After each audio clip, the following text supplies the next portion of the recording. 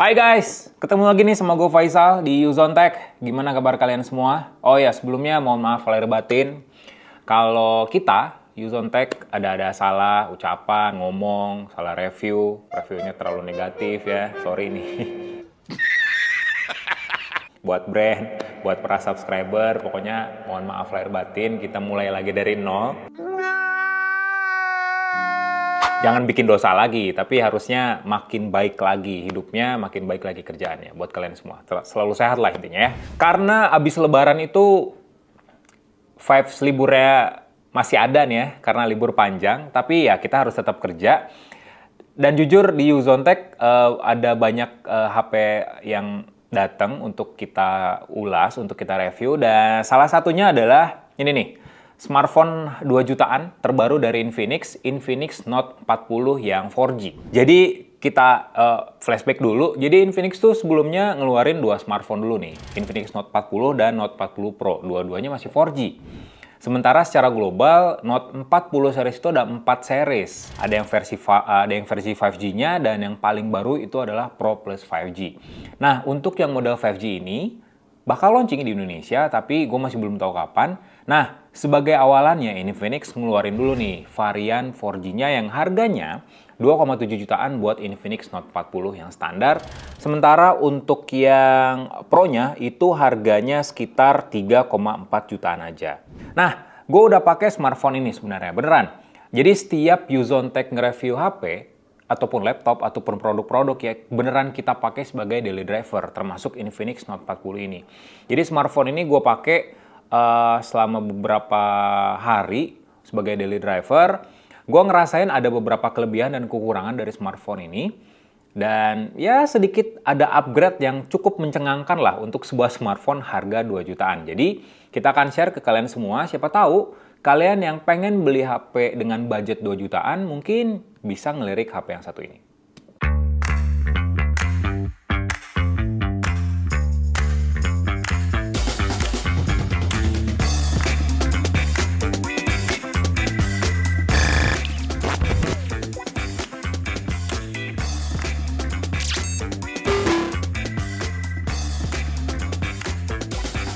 Jadi Infinix itu kalau untuk Note series ya, gua rasa ada beberapa hal yang terus dipertahankan oleh Infinix di smartphone-nya, tapi juga ada yang di-upgrade. Meskipun harganya ya masih agak miring lah untuk sebuah smartphone baru. Dari desain misalnya, Infinix Note 40 ini desainnya beda banget dibandingin sama seri sebelumnya. Beda karena sekarang desainnya tuh nggak terlalu lebay. Khususnya dari dalam segi pemilihan warna ya, karena Note series yang sebelumnya itu menurut gue warnanya terlalu wow gitu ya, terlalu wah. Mungkin buat beberapa orang, ya subjektif ini sebenarnya, untuk selera warna mungkin buat beberapa orang series sebelumnya bagus, enak buat dilihat, tapi buat gue pribadi, warna dari Note 30 series itu yang sebelumnya agak lebay.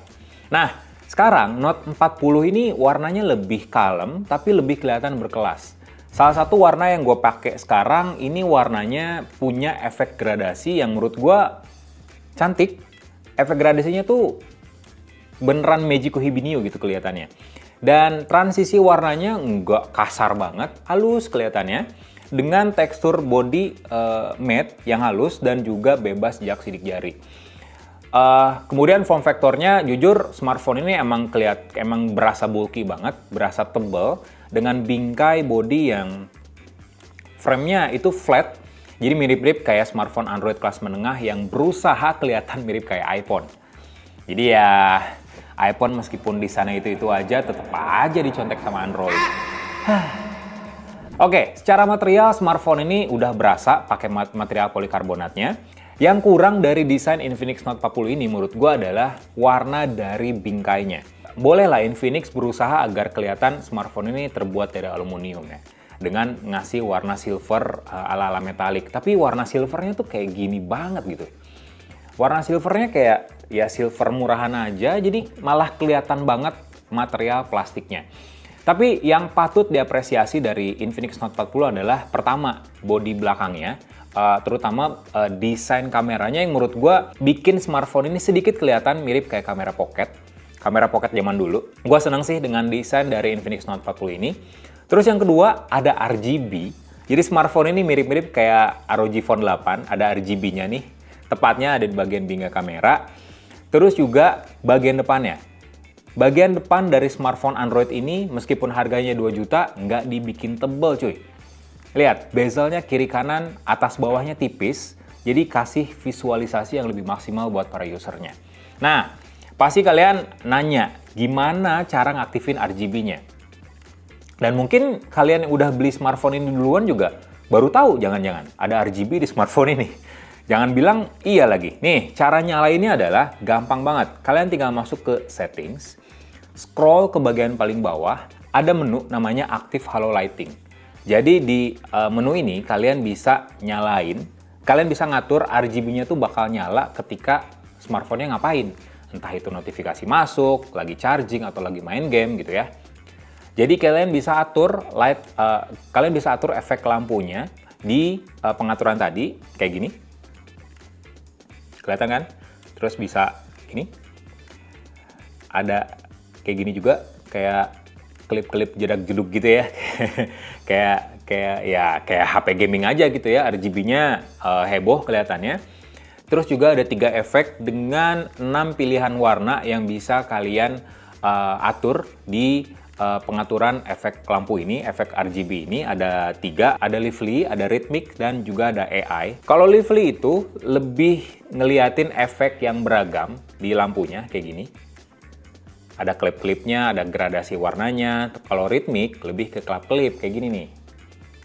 Dan kalau AI, gue suka sih dengan AI karena transisi warnanya tuh lebih ke kelihatan halus aja gitu. Nggak kelihatan lebay. Ya, dan RGB-nya ini ada di bagian tengah-tengah dari LED flash. Jadi nggak akan ngeganggu pemotretan kalian di malam hari atau ngambil video di malam hari dengan bantuan LED flash. Ngomongin layarnya, ini salah satu upgrade yang dikasih Infinix untuk Note 40. Karena kalau seri sebelumnya pakai panel IPS LCD, sekarang Note 40 pakai panel AMOLED. Luasnya 6,78 inci, jadi masih sama dengan seri sebelumnya. Dan resolusinya Full HD+.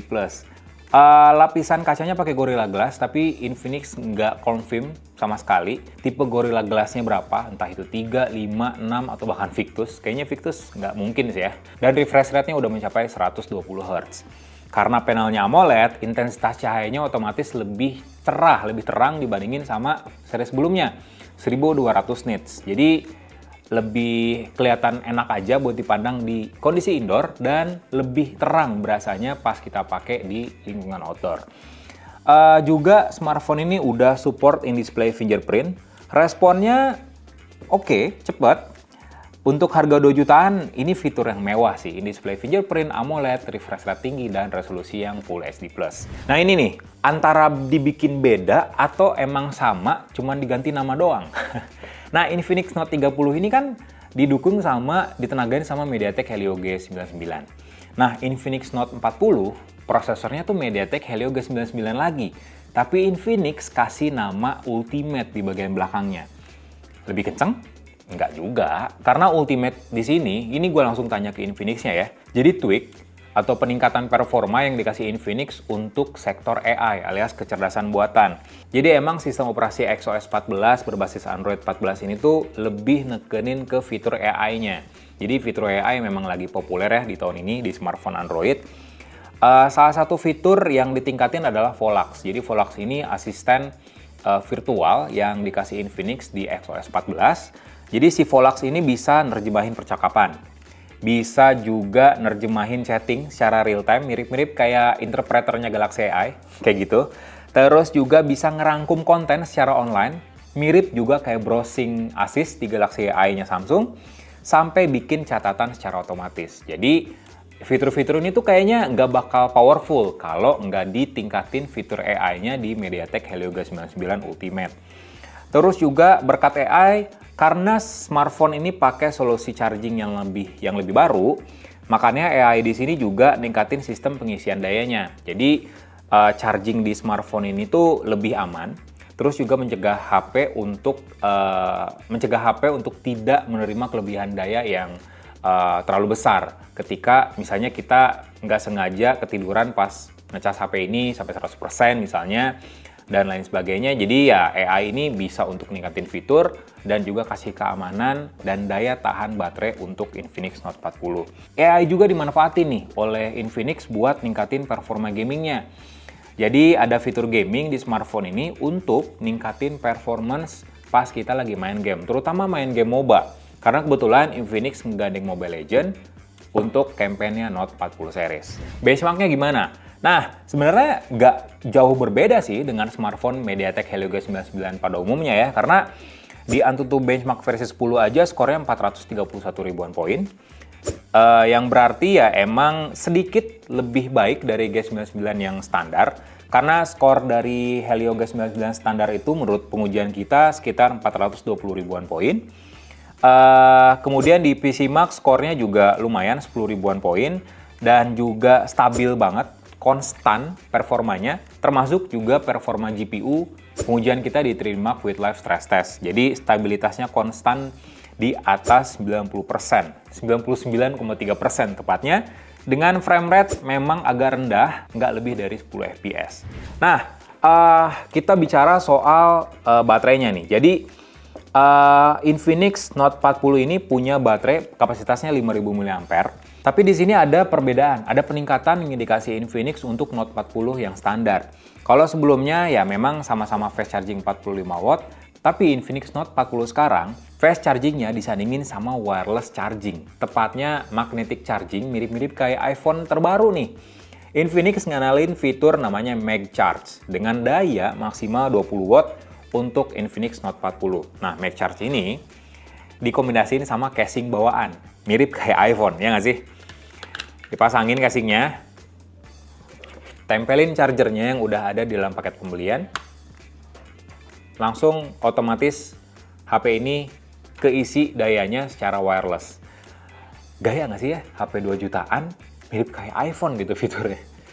Ini salah satu fitur killer sih menurut gue ya untuk sebuah smartphone yang terjangkau, tapi fiturnya mirip-mirip kayak HP flagship yang hampir lebih dari 5 kali lipat kali harganya ya dari Infinix Note 40. Untuk pengecasannya sendiri, berdasarkan pengujian gue dari 11% sampai penuh itu cuman butuh waktu 50-an menit aja untuk ngecas pakai fast charging 45 watt. Sementara untuk daya tahan baterainya, smartphone ini bisa bertahan lebih dari 13 jam.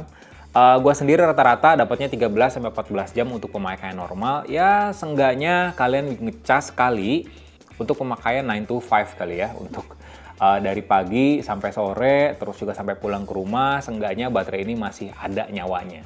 Nah, di bagian kameranya nih, peningkatan juga dibandingin sama seri sebelumnya, cuman masih agak mediocre sih menurut gue. Karena kamera 108 megapiksel di Note 40 ini nggak dilengkapin sama OIS. Beda dengan versi Pro-nya yang bahkan udah dikasih OIS. Jadi ada plus minusnya nih.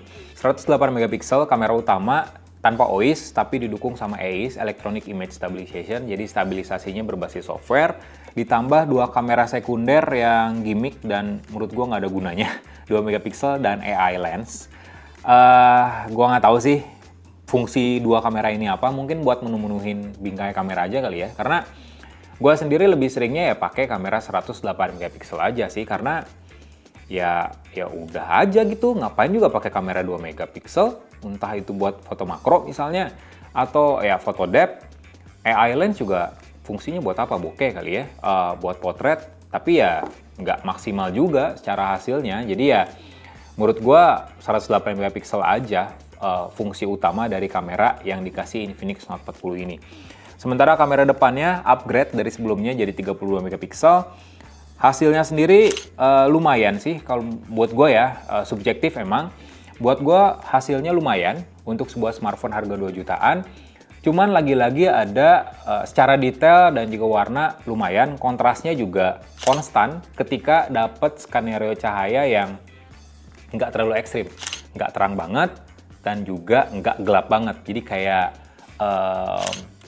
netral aja gitu, suasana outdoornya, suasana sinar mataharinya itu nggak terlalu terang. Tapi yang jadi catatan gue adalah lagi-lagi ini adalah mungkin penyakit quote and quote dari sebuah smartphone Android yang murah. Ketika AI-nya ini terlalu meningkatkan saturasi warna di warna-warna RGB, di red, green, dan juga blue. Jadi kalau misalnya kita motret landscape, tanaman gitu ya, dedaunan, warna hijaunya tuh beneran dikencengin banget gitu. Bukannya bagus, tapi malah jelek jadinya. Jelek karena pas kita zoom gambarnya, dedaunannya itu detailnya jadi hilang.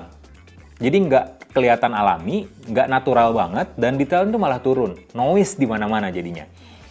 Juga kalau misalnya motret warna-warna yang terang, kayak langit, terus juga warna mobil misalnya yang warna merah, atau ya pokoknya ya warna RGB, itu lebih over, saturasinya lebih over gitu di Infinix Note 40. Jadi kayak nggak kelihatan alami aja, nggak kelihatan natural ketika gue motret pakai kamera ini. Sementara untuk kamera selfie-nya bagus, detailnya masih dapet, detail kayak misalnya kumis, terus juga kayak kantung mata gitu ya, bapak-bapak yang kurang tidur itu kelihatan tuh kantung matanya tuh di smartphone ini. Jadi nggak di touch up-nya itu nggak terlalu lebay lah, nggak kayak smartphone lainnya yang mungkin diperhalus mukanya ya, tapi selfie di smartphone ini masih kelihatan kejantanannya.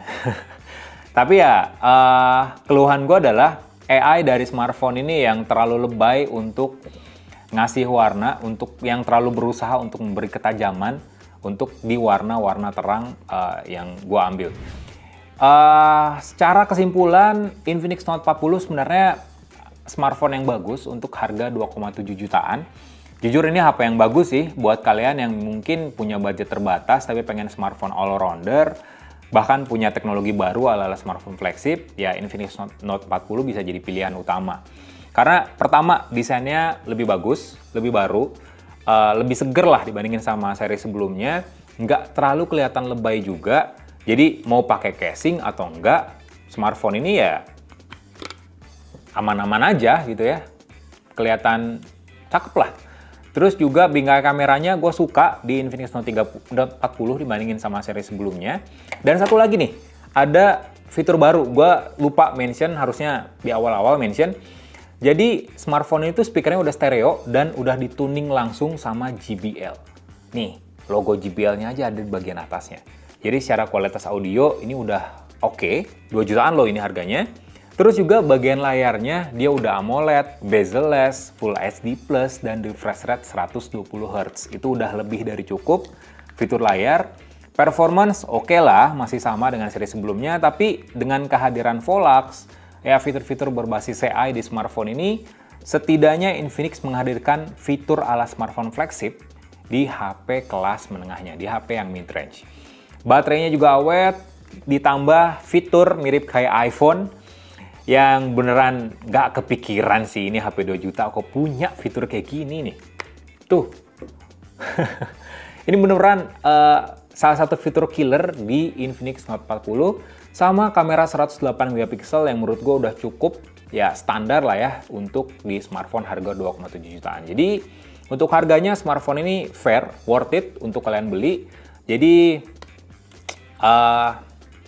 kalau gue sih, kalau kata Anang sih, aku sih oke ya untuk Infinix Note 40. So gitu aja review kelebihan kekurangan dari Infinix Note 40. Oh iya, sesuai janji gue pas gue first impression smartphone ini, kode voucher coy.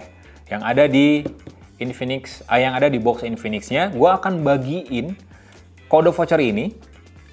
Lumayan nih, redeem Mobile Legends, jadi akan gue kasih. Syaratnya satu, kasih komen terbaik kalian tentang HP ini di kolom komentar pastinya.